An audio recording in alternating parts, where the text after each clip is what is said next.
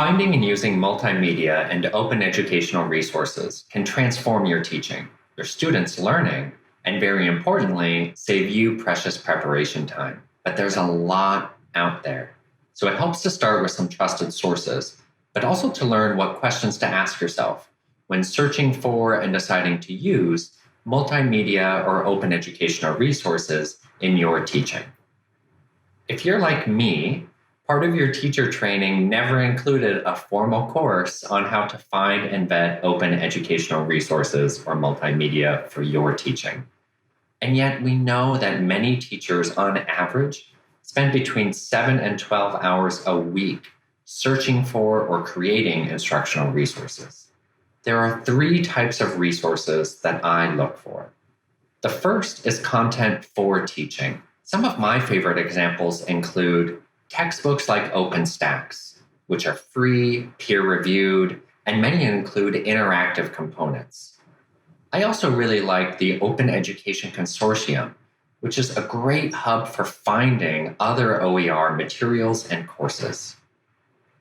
When it comes to teaching resources, like activities, projects, or lesson plans using technology, many ed tech companies like Adobe, Google, or Microsoft have collections of teaching resources that are free and available for teachers to use. But there are also many incredible organizations, one of my favorites being Better Lesson, who has an incredible archive of teaching materials made by teachers for teachers. The second type is media to use in teaching or multimedia for students to use in their projects. And the third type are tools to help you transform that content or media, or add ways for your students to engage or create with it.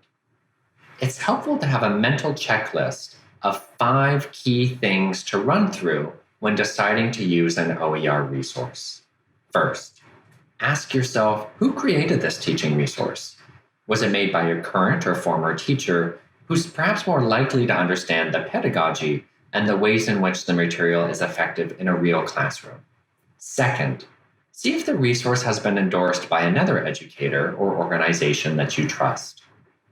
Third, look for signals that this resource is effective in a learning setting. For instance, if it was made by a teacher, have they used it in a classroom before? Many companies and organizations also have efficacy and research studies to validate their approach or product has been proven to increase learning outcomes. Ask yourself, what's the license? There are lots of nuances between something being Creative Commons, public domain, or available to use for educational purposes. So regardless of the resource, make sure you can quickly find the terms by which you and your students are able to use it, including if you can edit or adapt it if needed. And finally, check for accessibility.